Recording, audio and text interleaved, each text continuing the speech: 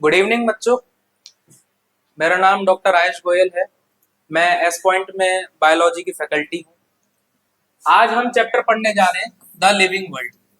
पहला चैप्टर और सबसे basic chapter, the living world, class 11th biology का पहला चैप्टर। अब ये जो चैप्टर है या जितने भी चैप्टर हैं 11th में, हम यहाँ पे फोकस करेंगे बोर्ड के लिए भी, नीट के लिए भी, नर्सिंग के लिए भी, और जितने भी एंट्रेंस एग्जाम्स होते हैं हम काफी हद तक इस चीज को कवर अप कर देंगे। तो सबसे पहले आप समझो कि ये जो लिविंग वर्ल्ड है, ये चैप्टर में लिविंग का मतलब क्या है, वर्ल्ड का मतलब क्या है, और आप इस चैप्टर में पढ़ोगे क्या क्या, समझ रहे ना, और इसका इंपॉर्टेंस क्या है जानने के लिए। एग्जाम पॉइंट ऑफ व्यू से तो इंपॉर्टेंस है ही, बट इसके अलावा इस चैप्टर का इंपॉर्टेंस क्या है ये भी आप जानोगे जब चैप्टर पढ़ोगे।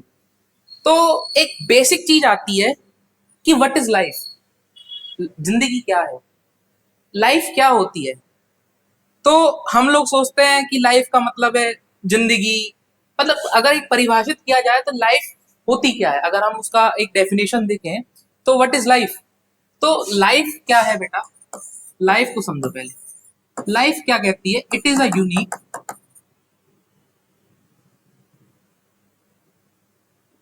It is a unique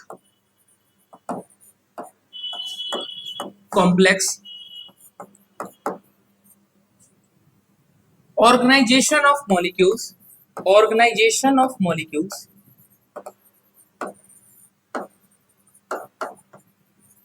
it is a unique complex organization of molecules expressing through chemical reaction, through chemical reaction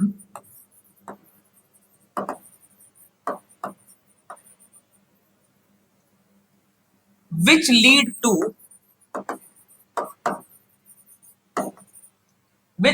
to growth, development, responsiveness,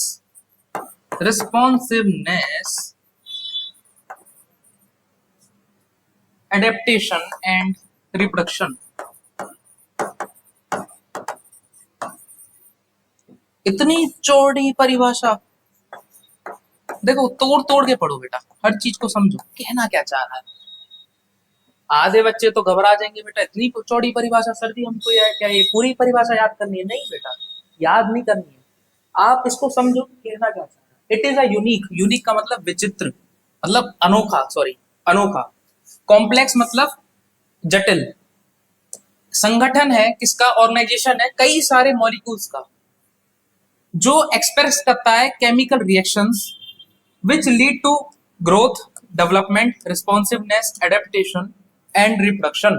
means क्या हो रहा है, एक जिंदगी क्या है बेटा, जिंदगी क्या है, हमारे जितने भी जो एक कोई भी जीव है उसके अंदर एक केमिकल रिएक्शंस हो रही है, कई सारे केमिकल रिएक्शंस हो रही हैं।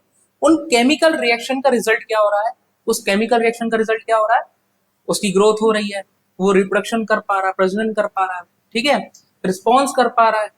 आपको अगर मैं चोट मारूं या फिर आपको कोई पिंच करूं तो आप उसके प्रति रिस्पॉन्स करोगे, इधर उधर हटोगे या भागोगे, तो वो एक रिस्पॉन्स है। अब वो रिस्पॉन्स भी कब जनरेट हो रहा है कि जब मैंने आपको चोटा, एक केमिकल रिएक्शन हुई बॉडी के अंदर, वो केमिकल रिएक्शन से ही एक रिस्पॉन्सिव एक्शन पोटेंशियल बना। वो हम डिटेल में आगे जाके पढ़ेंगे जब न्यूरोलॉजी के बारे में पढ़ेंगे। और उसके अलावा एडेप्टेशन सीखा, एडेप्टेशन का मतलब है कि ढालना। ह्यूमन बींग्स एडेप्टेशन सीख चुके हैं, ठीक है। अब जैसे कोई जटिल एरिया है तो उसके हिसाब से अलग एडेप्टेशन है और उसके हिसाब से अलग एडेप्टेशन, ठीक है। तो ये एक परिभाषा कह रही है, परिभाषा क्या है बेटा, it is a unique complex organization of molecules expressing through the chemical reaction which lead to growth, development, responsiveness, adaptation and reproduction, ठीक है। अब बेटा ये आपने लाइफ जान लिया, अब एक सवाल आता है, सर हम कैसे पता लगाएं कि एक जीवित वस्तु और एक अजीवित वस्तु में क्या फर्क होता है, क्या डिफरेंस होता है ना। क्या मापदंड है, क्या हम कह सकते हैं कि जीवित वस्तु हो सकती है और किस मापदंड से हम ये कह सकते हैं अजीवित वस्तु हो सकती है ना? तो चलो एक चार्ट बनाते हैं, ठीक है? इसको याद नहीं करना बेटा, ये आपके एग्जाम में नहीं पूछा जाएगा लाइफ क्या होता है। बस लाइफ को मैं समझा रहा हूँ कि एक केमिकल रिएक्शन का रिस्पॉन्स है।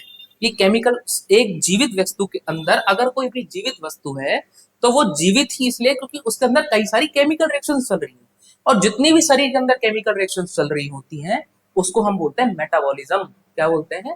मेटाबॉलिज्म। ठीक है, वो हम आगे जाके पढ़ेंगे।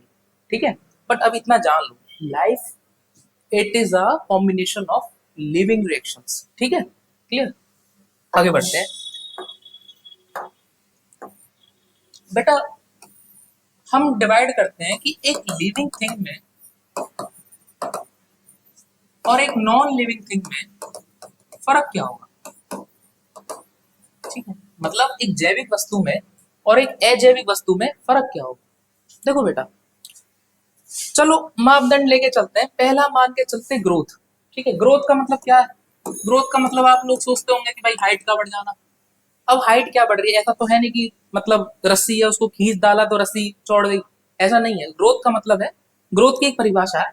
ग्रोथ की परिभाषा का मतलब क्या है कि बेटा हमारा जितना भी जो पूरा शरीर है या कोई भी जैविक वस्तु है, कोई भी चीज है, वो एक सेल की बनी हुई है। ठीक है, एक बेसिक बेसिक जो यूनिट है वो सेल है। ठीक है, उस सेल का या तो साइज बढ़ जाए या कई सारे सेल बढ़ जाए, है ना? तो वो एक ग्रोथ का मापदंड है, वो ग्रोथ की परिभाषा कहती है। क्या कहती है ग्रोथ की परिभाषा? ग्रोथ की परिभाषा कहती है लिविंग के लिए, लिविंग के लिए ग्रोथ की परिभाषा कहती है कि बेटा या तो सेल का साइज बढ़ जाए, ठीक है, या फिर सेल ही बढ़ जाए कई सारे। ठीक है, सेल ही बढ़ जाए। अब लिविंग थिंग्स में ग्रोथ होती है? हाँ सर होती है, हमारी हाइट बढ़ती है। ठीक है, इवन ट्यूमर में भी ग्रोथ होती है, सेल का साइज बढ़ जाता है ना?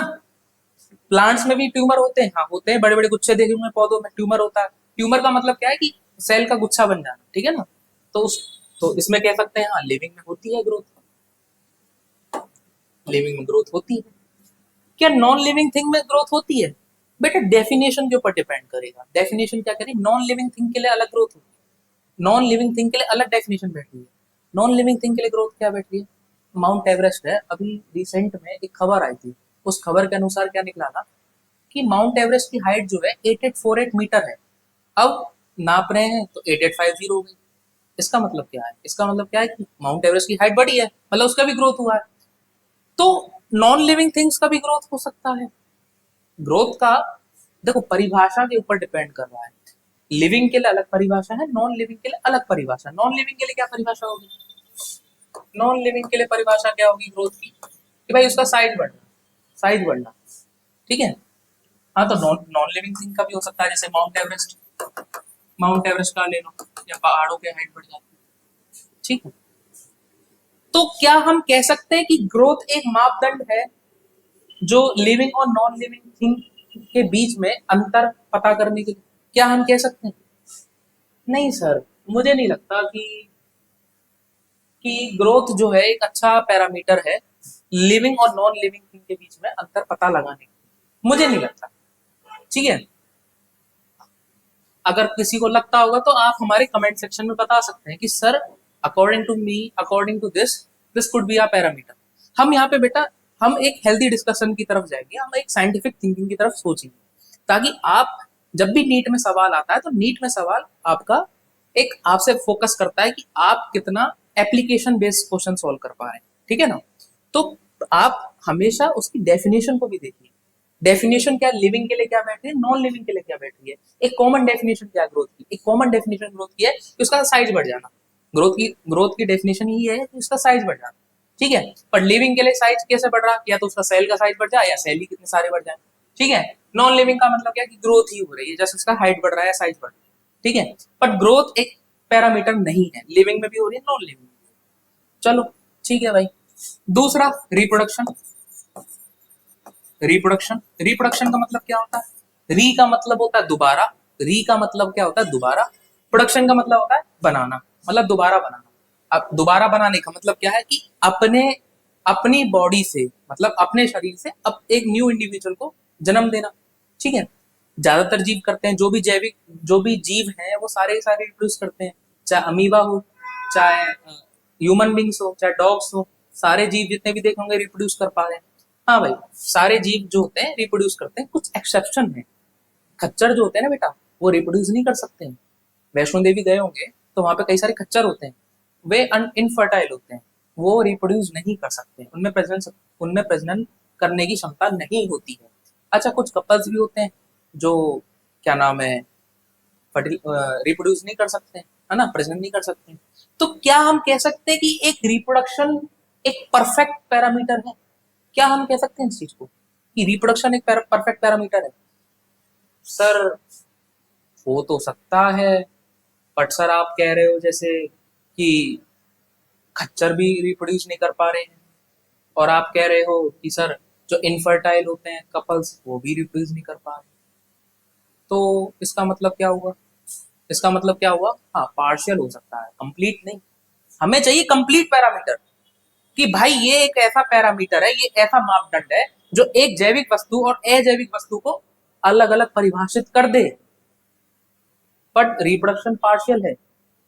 कुछ ऐसे जैविक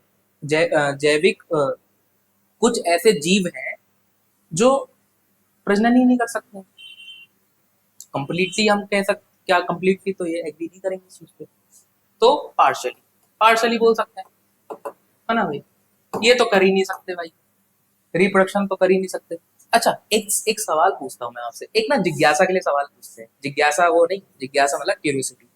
जिज्ञासा के लिए सवाल पूछते हैं। एक मूवी आई थी, उसका नाम है रोबोट 1.2, मतलब उसकी थी, साउथ इंडियन मूवी थी रोबोट।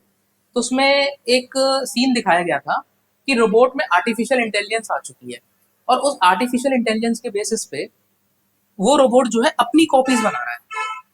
रोबोट जो है अपनी कॉपीज बना रहा, मीन्स कि वो रोबोट है, बट वो रोबोट क्या कर रहा है, अपनी सेना बना रहा है और मानवों पे आक्रमण करने की सोच रहा है।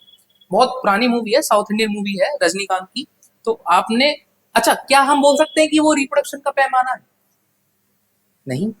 रिप्रोडक्शन क्या कह रही है, परिभाषा देखो।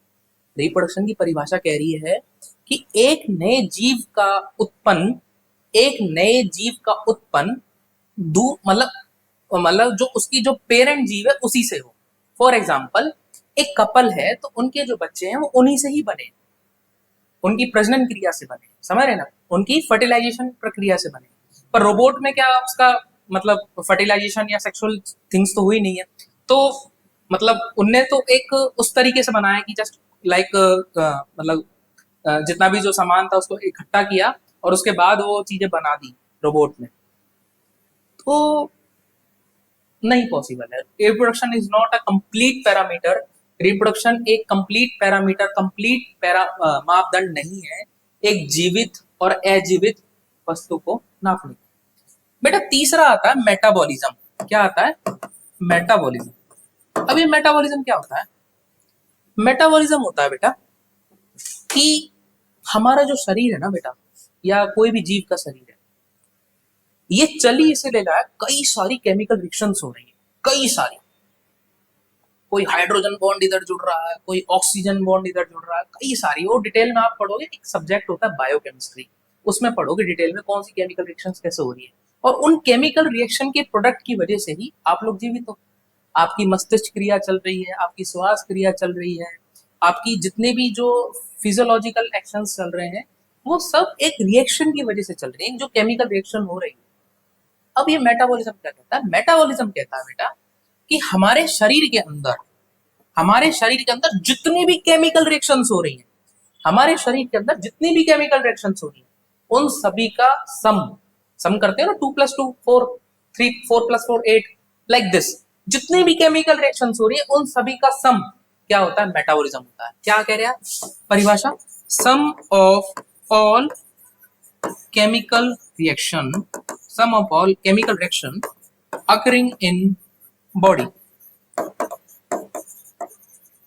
है ना। जितनी भी केमिकल रिएक्शंस हो रही हैं, जितनी भी शरीर के अंदर केमिकल रिएक्शंस हो रही हैं, उन सभी के सम को हम मेटाबॉलिज्म कहते हैं। अब बेटा मेटाबॉलिज्म के अंदर भी दो चीजें आती हैं, समझ रहे हैं? दो प्रकार की रिएक्शंस होती है मुख्य तौर पर अगर देखा जाए। एक होता है बेटा कैटाबॉलिज्म, एक होता है कैटाबॉलिज्म, एक होता है एनाबॉलिज्म। क्या क्या होता है बेटा? एक होता है कैटाबॉलिज्म, एक होता है एनाबॉलिज्म।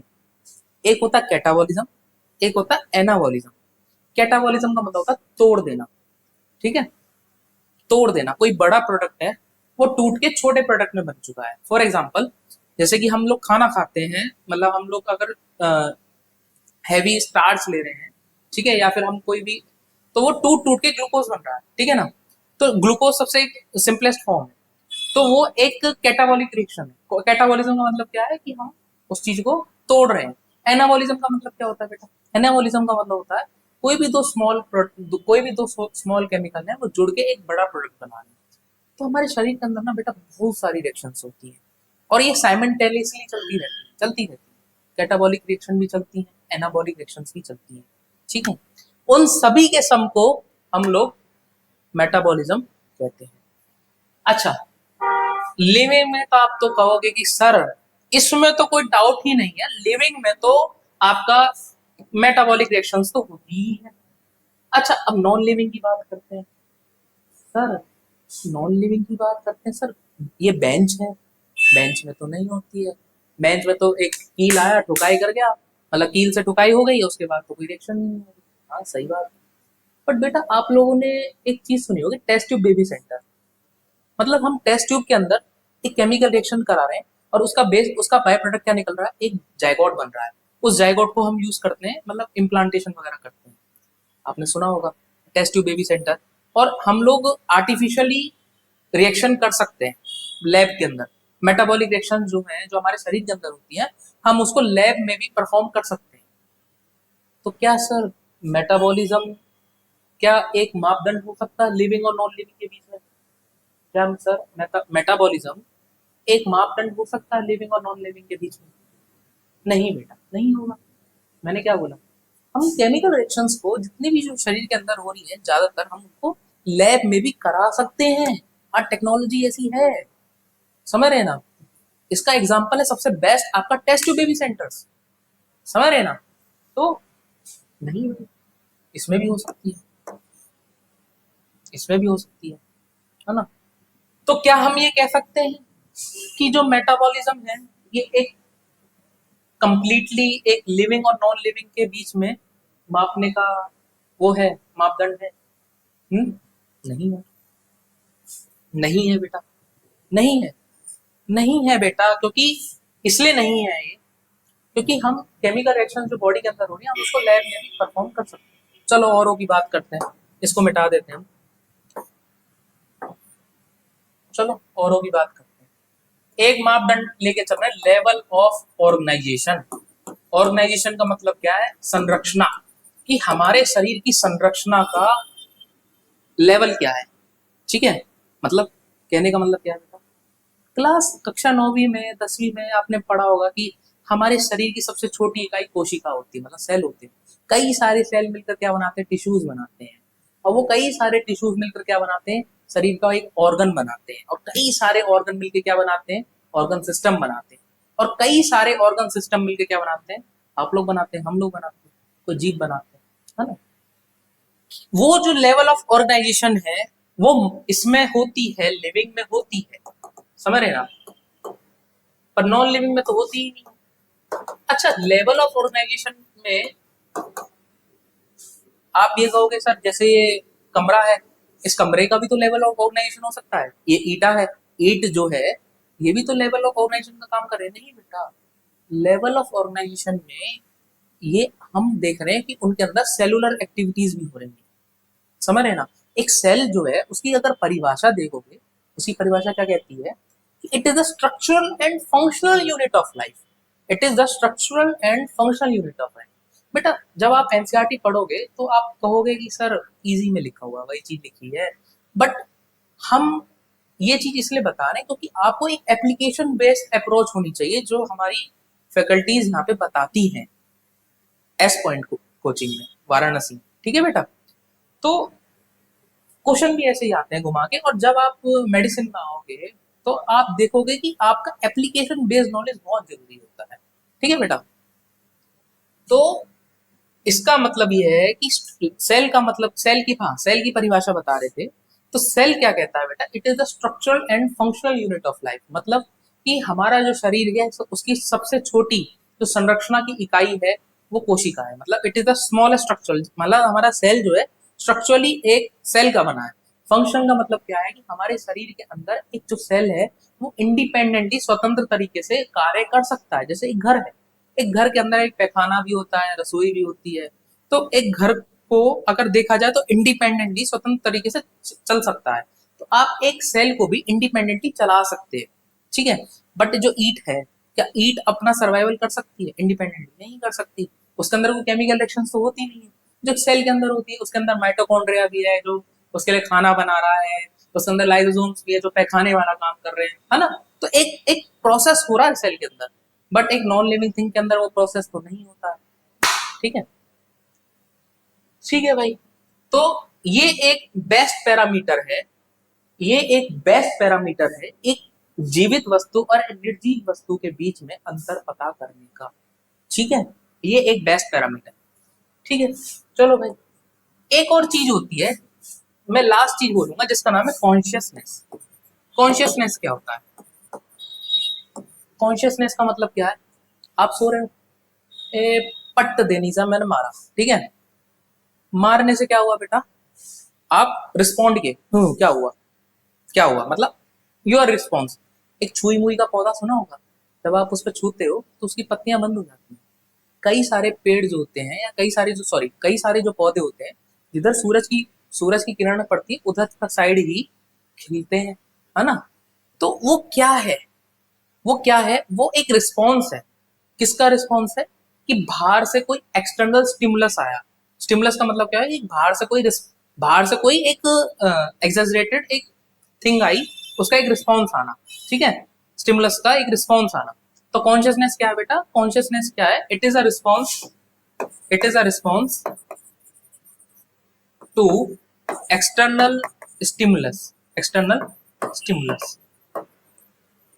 हाँ भाई, लिविंग में तो होती है। कुत्ता है, कुत्ते पे पानी डाल दो, फिर अगले दिन कुत्ता, सॉरी उसी दिन उसी टाइम पे कुत्ता क्या करेगा? भाव मचा देगा, है ना। किसी चींटी है, चींटी का रास्ता रोको, चींटी मुड़ दे, मतलब अगर आप चींटी चल रही है, अगर आप वहां पे उंगली डाल के उसका रास्ता रोकेंगे तो चींटी वहां तो स्टॉप हो जाएगी, दूसरी जगह से जाएगी। हर जीव ऐसा करता है। सांप को पकड़ के देख लो, पकड़ना मत, ठीक है ना, वरना एक्टिव इम्यूनिटी पैसिव इम्यूनिटी लगानी पड़ जाएगी, ठीक है। ठीक है भाई, ये तो नॉन लिविंग थिंग में ऐसा होता है। अब ये बेंच रखी है, ठीक है, मैं इसको थप थप कर रहा हूँ, क्या ये कोई रिस्पॉन्स कर रही है? नहीं। कोई भी नॉन लिविंग थिंग कोई रिस्पॉन्स नहीं करे, ठीक है। बट सर आप बोलोगे सर रोबोट, एआई, वो भी तो रिस्पॉन्स कर सकते हैं यार, सही बात। बट बेटा कॉन्शियसनेस को समझो, कॉन्शियसनेस क्या कहते हैं? देखो आप कहोगे सर एनसीईआरटी में इतना तो नहीं बताया, हमारे सिलेबस में इतना भी नहीं है, कि सर हमको ये चीज समझ में नहीं आ रही है कि आप ये जो चीज बोल रहे हो कि सर एआई भी तो कर सकता है। आज के टाइम पे एलन मस्क जो है एक मतलब एक ऐसा रोबोट बना रहा है जो हम कुछ बोलेंगे उसका रिस्पॉन्स करता है, ठीक है। एआई टूल्स इतने एडवांस आ चुके हैं कि हम अपनी फीलिंग्स बोलेंगे तो उसका रिस्पॉन्स करते हैं। क्या सर वो भी कॉन्शियसनेस है? नहीं बेटा, वो कॉन्शियसनेस नहीं है। कॉन्शियसनेस का मतलब है जिसके अंदर एक नेचुरल केमिकल रिएक्शंस हो रही है, ठीक है ना, एक ऑर्गेनिक केमिकल रिएक्शंस हो रही है, ठीक है ना। बट एक रोबोट जो था उसके अंदर एक अननेचुरल एक प्रोग्रामिंग सेटअप होता है, ठीक है, तो वो उसके बेसिस पे रिस्पॉन्स करता है। तो इस वजह से कॉन्शियसनेस जो है वो भी एक बेस्ट पैरामीटर है किसके बीच में? Living and non living thing के बीच में। हाँ, तो मतलब कहने का मतलब क्या है बेटा? Consciousness and the level of organisation are the best indicator to differentiate between living and non living thing. मतलब निर्जीव और सजीव वस्तु के बीच में अंतर पता करने के लिए लेवल ऑफ ऑर्गेनाइजेशन और कॉन्शियसनेस एक अच्छा मापदंड है, ठीक है सर। ये चीज है, ये तो चीज है। कोई भी बेटा डाउट हो आप हमें कमेंट सेक्शन में लिख सकते हैं, कुछ भी अगर डाउट हो तो आप हमें कमेंट सेक्शन में लिख सकते हैं कि सर क्या ये नहीं हो सकता, क्या सर वो नहीं हो सकता। जितनी ज्यादा बेटा क्यूरियोसिटी रखोगे उतना ज्यादा आप एप्लीकेशन बेस्ड क्वेश्चन को सॉल्व कर पाओगे, क्योंकि रिसेंट टाइम में नीट का पेपर आपसे फोकस कर रहा है एप्लीकेशन बेस्ड क्वेश्चन। समझ रहे हैं बेटा? आप उस चीज का मतलब को जानो कि वो कहना क्या चाह रहा है, रटो, रटने से कुछ नहीं होगा, इस चीज को समझो। ठीक है बेटा? ठीक है, आगे बढ़ते हैं।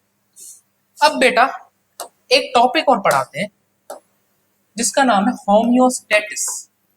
होम्योस्टेटिस आपने जान, होम्यो का मतलब होता है बेटा, ये रोमियो नहीं है, होम्यो है, ठीक है ना? होम्यो का मतलब होता है बॉडी, स्टेटिस का मतलब होता है कांस्टेंट। क्या होता है? कांस्टेंट। मतलब इसका मतलब क्या है?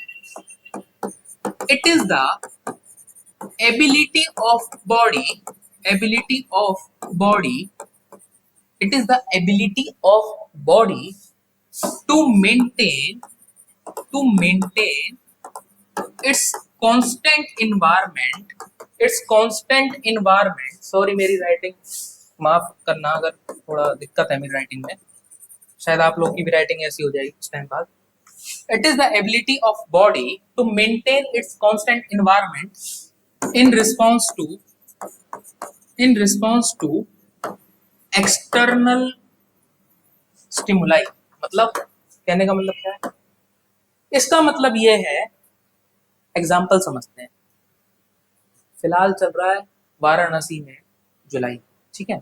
बहुत ज्यादा ह्यूमिडिटी है, आप मेरे को भी देख सकते हैं, पसीना आ रहा है। ये पसीना आने का मतलब क्या है बेटा? पसीना आने का मतलब क्या है? पसीने आने का मतलब है कि बाहर बहुत ज्यादा उमस है, मतलब गर्मी ज्यादा है, बहुत ज्यादा गर्मी है। हमारा शरीर, एक मेरा शरीर ज्यादा गर्म ना हो, क्योंकि एक नॉर्मल बॉडी टेम्परेचर कितना होता है? 37 डिग्री होता है, ठीक है? तो मेरा शरीर ज्यादा गर्म ना हो, तो उसके रिस्पॉन्स में पसीना निकाल रहा है ताकि मेरा शरीर ठंडा रहे, उसका टेम्परेचर नॉर्मल रहे। बट वही अगर ठंडा आ जाए तो हम लोग एक वो करते हैं, शिवरिंग। क्यों करते हैं ऐसा? ये एक एक्सरसाइज होती है, इस एक्सरसाइज के बेसिस पे आपका शरीर गर्म होता है। ठीक है? ठीक है, ये तो चीज समझ में आ गई। सर इसका क्या मतलब है, आप ये जो बता रहे हो है क्या बेटा? ये हमारे शरीर का एक मैकेनिज्म है।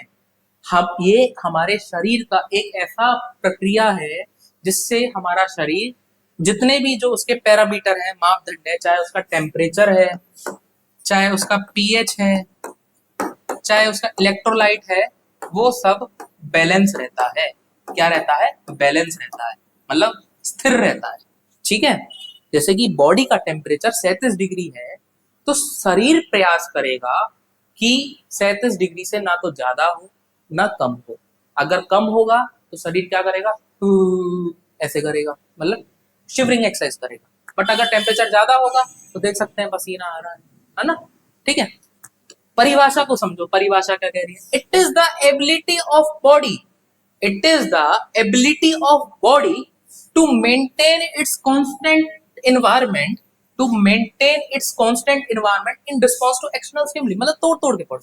मतलब एक ये शरीर की एक ऐसी खासियत है, ये एक शरीर की ऐसी खासियत है जिसमें शरीर जो है अपना जो अपना जो अंदर का वातावरण है, अंदर के वातावरण से क्या समझते हैं? उसका टेम्परेचर हो गया, उसका पीएच हो गया, मतलब ना ज्यादा एसिडिक होना चाहिए ना ज्यादा बेसिक होना चाहिए। कक्षा 11th में आप केमिस्ट्री में एक चीज पढ़ोगे, बफर सॉल्यूशन। ठीक है?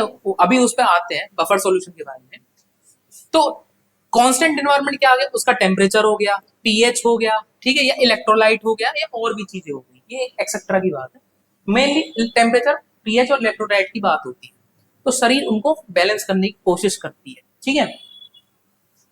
अच्छा, कुछ ही जीवों में ऐसा होता है, जो एडवांस जीव है, हम लोगों में होता है। कुछ जीव ऐसे होते हैं जो इस प्रक्रिया को बैलेंस नहीं कर पाते हैं, जैसे कि एग्जाम्पल में पोलर बियर। पोलर बियर क्या होते हैं? गर्मी, ज्यादा ठंड होती है तो सरवाइव नहीं कर पाते, कन्फर्मर्स रहते हैं। ठीक, चलो भाई आगे बढ़ते हैं। अब इसमें आप एक चीज जानो कि पीएच के बारे में बता रहा था मैं, एक बफर सॉल्यूशन के बारे में बता रहा था। क्लास 11th में केमिस्ट्री में हमारा एक पढ़ोगे बफर सॉल्यूशन के बारे में।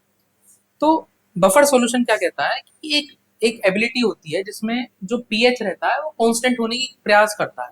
मोटी मोटी परिभाषा कहती है। हमारा ब्लड भी एक बफर सॉल्यूशन की तरह काम करता है। बफर सॉल्यूशन की तरह काम क्या करता है? जब आप कोल्ड ड्रिंक पी रहे हैं या फिर आप कुछ भी एसिडिक चीज खा रहे हैं, तो क्या आपका खून एसिडिक होता है? नहीं होता है। खून का पीएच तो नॉर्मल ही रहता है ना? तो वो एक रिस्पॉन्स हमारे खून के अंदर कई सारे ऐसे केमिकल्स हैं जो उस चीज को न्यूट्रलाइज करने की कोशिश करते हैं, तो वो भी एक होम्योस्टेटिस की परिभाषा के अंदर आता है। ठीक है बेटा, चलो भाई, आप लोगों ने होम्योस्टेटिस को उम्मीद करते हैं कि आप लोगों ने समझ लिया होगा, क्योंकि ये ब्रॉड टर्म है बेटा, क्योंकि ये इतना इंपॉर्टेंट टर्म है। कल को आप मेडिसिन जब फिजियोलॉजी पढ़ोगे फर्स्ट ईयर में, तो पहला चैप्टर ही होम्योस्टेटिस। ठीक है, इस हमारे शरीर के अंदर जितनी भी फिजियोलॉजिकल रिएक्शंस हो रही हैं, फिजियोलॉजिकल चेंजेस हो रहे हैं, उसमें होम्योस्टेटिस का बहुत इंपॉर्टेंट रोल है। इवन आप जब ड्रग प्रिस्क्रिप्शन करोगे, फार्माकोलॉजी पढ़ोगे, तब आप ये जानोगे कि होम्योस्टेटिस के बेसिस पे ही हम लोग काफी हद तक ड्रग मैकेनिज्म भी पढ़ते हैं। ठीक है, चलो आगे पढ़ते हैं। अच्छा, होम्योस्टेटिस दो प्रकार की होती है, दो प्रकार की प्रक्रिया से काम करता है। एक, ठीक है, इसको हम मिटा देते हैं। क्या बोला हमने कि होम्योस्टेटिस जो होता है वो दो प्रकार की प्रक्रिया से काम करता है। एक होता है negative feedback mechanism, negative feedback mechanism. एक होता है पॉजिटिव फीडबैक मैकेनिज्म। सर ये कहोगे सर क्या पढ़ा रहे हैं, ये तो हम पहली बार जान रहे हैं इस चीज को, सर ये क्या है? बेटा ये आपकी एनसीईआरटी में डायरेक्ट नहीं लिखा हुआ है नेगेटिव फीडबैक मैकेनिज्म क्या होता है, पॉजिटिव फीडबैक मैकेनिज्म क्या होता है, बट आपके एनसीईआरटी 11th और 12th में एग्जांपल्स बतेरे दिए हुए हैं। कल को नीट वालों का, एनटीए वालों का दिमाग फिर गया, कह दिया कि जब बेबी की डिलीवरी हो रही है, बच्चे की डिलीवरी हो रही है, पार्चुरेशन हो रहा है, तो बताओ कौन सा मैकेनिज्म लग रहा है, पॉजिटिव नेगेटिव? तो आधे बच्चे तो धरना मचा देंगे, नहीं है नहीं है, तो हमारे सिलेबस में ही नहीं है। बेटा है, सब कुछ है, बस क्या है कि आपके समझने के ऊपर डिपेंड करता है कि आप उस चीज को कितना समझ पा रहे हैं। ठीक है, अब समझते हैं क्या होता है नेगेटिव फीडबैक। नेगेटिव का मतलब क्या है, देखो समझो, हमारा ये शरीर है, ठीक है, समझ गए? इस शरीर का टेम्परेचर बढ़ रहा है, इस शरीर का टेम्परेचर बढ़ रहा है, तो शरीर क्या करेगा, शरीर क्या करेगा, टेम्परेचर को कम करने की कोशिश करेगा, है ना? सिंपल बात है। वही एग्जांपल दिया था कि अभी मुझे बहुत गर्मी लग रही है, ठीक है, तो मेरे को पसीना आ रहा है, तो शरीर क्या प्रयास कर रहा है कि टेम्परेचर रिड्यूस करने की कोशिश कर रहा है, पसीना को निकाल कर। बट अगर मेरा शरीर का टेम्परेचर कम हो जाए, बहुत ज्यादा ठंड हो, तो मैं ऐसे शिवरिंग करता हूँ। तो ये एग्जाम्पल किसका बेटा, नेगेटिव फीडबैक मैकेनिज्म का। किसका एग्जाम्पल है, नेगेटिव फीडबैक मैकेनिज्म का ये एग्जाम्पल है। ठीक है, और प्रयास और चीज देखते हैं। कभी कभी जब आप पानी नहीं पीते हैं गर्मियों के टाइम पे, तो आप नोटिस करते होंगे आपका पेशाब बहुत पीला आता है। ठीक है, वो पीला पेशाब क्या दर्शा रहा है बेटा, वो पीला पेशाब दर्शा रहा है कि आपके शरीर में पानी की कमी है। तो शरीर क्या कर रहा है उस टाइम पे, ज्यादा से ज्यादा इलेक्ट्रोलाइट जो होते हैं, जितने भी जो केमिकल्स हैं, उनको बाहर निकालने की कोशिश कर रहा है। सोडियम, पोटेशियम, क्लोराइड, इनको बाहर निकालने की कोशिश कर रहा है। क्योंकि आपने एक प्रक्रिया पढ़ी होगी जिसका नाम है ऑस्मोसिस। ऑस्मोसिस क्या प्रक्रिया कहता है, आपने शायद 9वीं 10वीं में पढ़ा होगा। ऑस्मोसिस कहता है कि जो सॉल्यूट होता है उसको सॉल्वेंट पसंद है, जैसे बेबी को बेस पसंद है, ऐसी सॉल्यूट को सॉल्वेंट पसंद है। मतलब जिधर जिधर जिधर सॉल्वेंट ज्यादा, उधर उधर सॉल्यूट उधर जाता है। अंडा फूलता है, अंडा कब फूलता है, जब अंडे के अंदर सॉल्यूट ज्यादा है, बाहर पानी ज्यादा है, तो पानी जो होता है वो सॉल्यूट की तरफ ज्यादा भागता है, तभी अंडा फूलता है। ये एक, और बीच में एक सेमी परमेबल मेम्ब्रेन होती है। ये मोटा मोटा जान लो, अभी हम ऑस्मोसिस नहीं पढ़ा।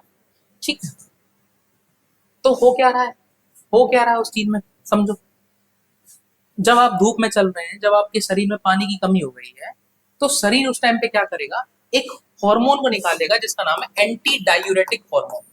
एंटी डायूरेटिक हार्मोन वो क्या करेगा, पानी को बचाने की कोशिश करेगा, पानी को बचाने की कोशिश करेगा, और पानी को कंजर्व करेगा, पानी को बचाएगा। और ये कहाँ कंजर्व करेगा, किडनी में। किडनी में एक सेल होते हैं नेफ्रॉन सेल। कक्षा इसी क्लास 11th में जब आप रीनल सिस्टम पढ़ोगे, एक्सक्रीटरी सिस्टम पढ़ोगे, तो उसमें आप इस चीज को डिटेल में समझोगे। बट अभी हम मोटा मोटा बता रहे हैं नेगेटिव फीडबैक को समझने के लिए। बहुत इंटरेस्टिंग है, जानो क्या हो रहा है। ठीक है, क्या हो रहा है कि आप, मतलब आपको प्यास लगी, मतलब पानी की कमी, तो पानी की कमी से क्या होगा, एडीएच हार्मोन निकलेगा। ठीक है, अब वो एंटी डायूरेटिक हार्मोन, ठीक है, हॉर्मोन्स होते हैं। ठीक है, अब वो एडीएच क्या करेगा, पानी को कंजर्व करेगा किडनी में। ठीक है, पानी को जब कंजर्व करेगा तो क्या होगा, जितने भी जो इलेक्ट्रोलाइट है वो ज्यादा निकलने की कोशिश करेंगे, और पेशाब जो होगा वो पीला आएगा। बट अगर आपने ज्यादा पानी पी लिया उसी टाइम पे, या फिर आपने पानी ज्यादा पी लिया, तो उसी टाइम पे शरीर रिस्पॉन्स देगा, अरे भाई बाढ़ आ लेबा। ठीक है, बाढ़ आ लेबा का मतलब क्या है, अरे भाई दिक्कत हो जाएगी, पानी में, शरीर में पानी बहुत आ चुका है, अगर तूने पानी और बचाया तो शरीर में सूजन आ जाएगी, है ना, शरीर में सूजन आ जाएगी। तो शरीर क्या करेगा बेटा, शरीर क्या करेगा, एंटी डायूरेटिक हार्मोन को बंद कर देगा, नहीं भाई नहीं नहीं नहीं, निकालो पानी को निकालो। तब आप नोटिस करोगे जब आप पानी ज्यादा पियोगे तो आपका पेशाब फिर से सफेद आना स्टार्ट हो जाएगा। ठीक है बेटा, ये एक नेगेटिव फीडबैक मैकेनिज्म का एक एग्जांपल है। कई सारे एग्जांपल आएंगे, कई सारे एग्जांपल आएंगे, बट डिपेंड आप पे ये करता है कि आप उसको कितना कोरिलेट कर पाते हैं। जब आप फिजियोलॉजी पढ़ेंगे कि ये नेगेटिव फीडबैक में आएगा, ये सर ये पॉजिटिव फीडबैक में आएगा। ठीक है बेटा, क्लियर हो रहा है? अब हम पढ़ते हैं बेटा पॉजिटिव फीडबैक मैकेनिज्म को। सर पॉजिटिव फीडबैक मैकेनिज्म भी होता है क्या? हमने तो सुना है सर होम्योस्टेसिस में तो शरीर जो होता है वो एक कांस्टेंट इन्वायरमेंट रखने की कोशिश करता है। मतलब आप कह रहे हैं कि सर टेम्परेचर हो गया, पीएच हो गया, इलेक्ट्रोलाइट हो गया। सर ये पॉजिटिव फीडबैक का मतलब क्या है, समझाता हूँ। देखो क्या होता है, एक महिला प्रेग्नेंट है, उसकी डिलीवरी होने जा रही है, बेबी बाहर निकल रहा है, बेबी बाहर निकल रहा है, तो क्या उस टाइम पे एक हार्मोन होता है ऑक्सीटोसिन जो बच्चे को बाहर निकाल रहा है। ठीक है, क्या उस टाइम पे ऑक्सीटोसिन जो है वो कम निकलेगा, ज्यादा निकलेगा? कम, ज्यादा निकलेगा बेटा, क्योंकि उसको बच्चे को बाहर निकालना ये नेचुरल प्रक्रिया है। समझ रहे ना? ये पार्चुरेशन में जब फीमेल डिलीवरी पे है तो एक हार्मोन निकल रहा है जिसका नाम है ऑक्सीटोसिन। अगर ये हार्मोन को और निकालना पड़ेगा, हार्मोन को और निकालना पड़ेगा, और मात्रा बढ़ेगी, समझ गए ना? क्योंकि उसको बच्चे को बाहर निकालना है, कॉन्ट्रेक्शन लाने, समझ रहे ना? तभी वो बच्चा बाहर को निकलेगा। ठीक है, तो ये एक एग्जांपल है पॉजिटिव फीडबैक मैकेनिज्म का। ठीक है, अच्छा आप लोगों से उम्मीद रहेगी कि एक और एग्जांपल होता है पॉजिटिव फीडबैक मैकेनिज्म का, आप खुद से सर्च करेंगे, खुद से पढ़ेंगे। ठीक है बेटा, क्लियर? आई थिंक आज के हम इतना ही रखते हैं। ठीक है, और अगर आपको चीजों के बारे में जानना है तो हमारे एस पॉइंट ट्यूटोरियल्स का ऐप भी है, आप उस पर रजिस्टर कर सकते हैं अपने आप को और पढ़ सकते हैं। मैं बायोलॉजी की सीनियर फैकल्टी हूँ, मेरा नाम डॉक्टर आयुष गुप्ता है, गोयल है। ठीक है, और अगर आप लोग हमारे सेंटर पे विजिट करना चाहते हैं, हमारे यहाँ ऑफलाइन क्लासेस भी चलती हैं, दुर्गा कुंड पे हमारी कोचिंग है, एस पॉइंट ट्यूटोरियल्स के नाम से आप यहाँ पे आ सकते हैं। हमारे यहाँ physics, chemistry, bio, nursing aptitude, English सबकी अच्छी फैकल्टी है, और हमारे यहाँ नीट, आईआईटी, नर्सिंग के लिए अच्छे से प्रिपरेशन कराई जाती है। Thank you very much.